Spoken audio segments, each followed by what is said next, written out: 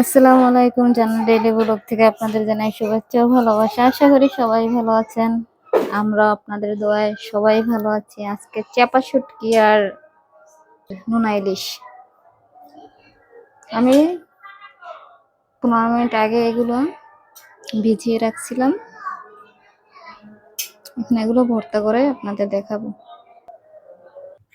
শুটকিগুলো গরম পানি দিয়ে ধোয়ার পর এই অবস্থা। এটা হলো চাপা শুটকি। এই চাপা শুটকির এটার আঁশ থেকে এগুলো সুন্দর করে পরিষ্কার করে নেবেন গরম পানি দিয়ে। আর এটা নোনা ইলিশ অনেকক্ষণ ভিজিয়ে রাখার পর এখন লবণটা একটু কমছে। চুলায় কড়াই বসাই নিলাম। প্রথমে আমি ঝালগুলো টেলে নেব।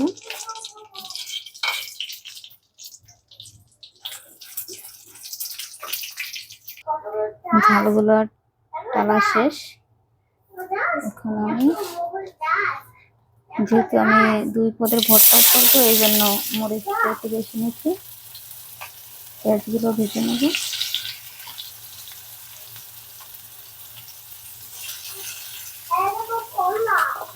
সাথে রসুন আছে।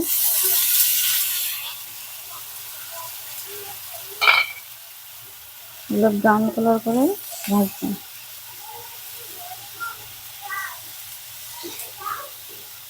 তেল একদম কম পরিমাণ দেবেন, বেশি তেলে ভাজি করবেন না।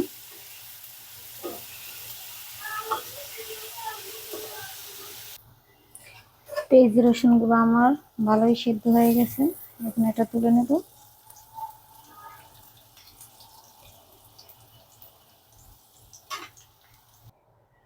চাপা শুটকিটা দিয়ে দেবো।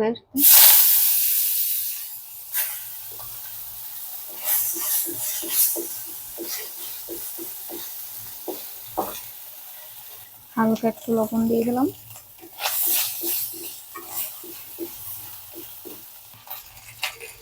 একটু হলুদের গুঁড়া, একদম ভেঙে গুঁড়ো গুঁড়ো হয়ে গেছে, কারণ আমি একটু হালকা একটু নরম নরম করে দিয়েছিলাম। এখন একইভাবে ইলিশেরটা এরকম ভিজে নেব। নোনা ইলিশটা এটা লবণ অ্যাড করবো না, হলুদ অ্যাড করবো না, কারণ নোনা ইলিশটা লবণ হলুদ দিয়ে শুটকি করানো হয়। তাই এতে প্রচুর লবণ থাকে, তাই আর অ্যাড করলাম না। ওরকম ভেজে নেব।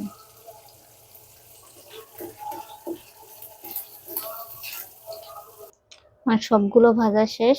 এখন আমি শিলপাটায় বেটে নিব। আমি ব্লেন্ডারে দিব না, কারণ বাটার স্বাদ একটা অন্যরকম থাকে, আলাদা, এই জন্য।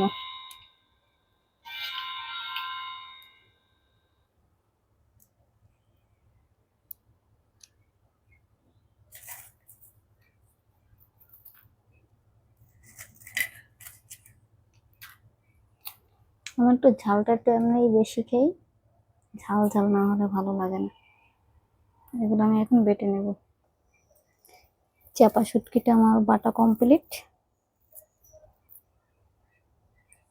আমি একবার পুরো মিহিন করি নি, একটু আস্তে আস্তে খেতে ভালো লাগে। আর এর যে কাঁটাগুলো ছিল এগুলো আমি বেছে ফেলে দিয়েছি বাটার সময়। নোনা ইলিশটা বেটে নেব একই নিয়মে।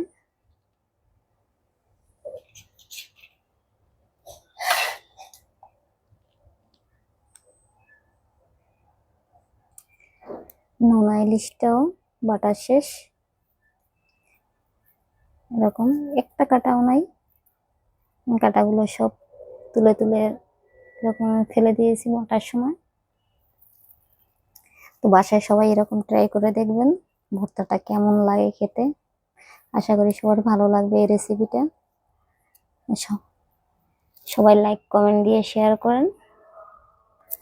আশা করি সবাই ভালো থাকবেন, পাশে থাকবেন। আসসালামু আলাইকুম। আর গরম গরম ভাতে এরকম ভর্তা বানিয়ে খেয়ে ফেলুন, অসাধারণ স্বাদ লাগবে।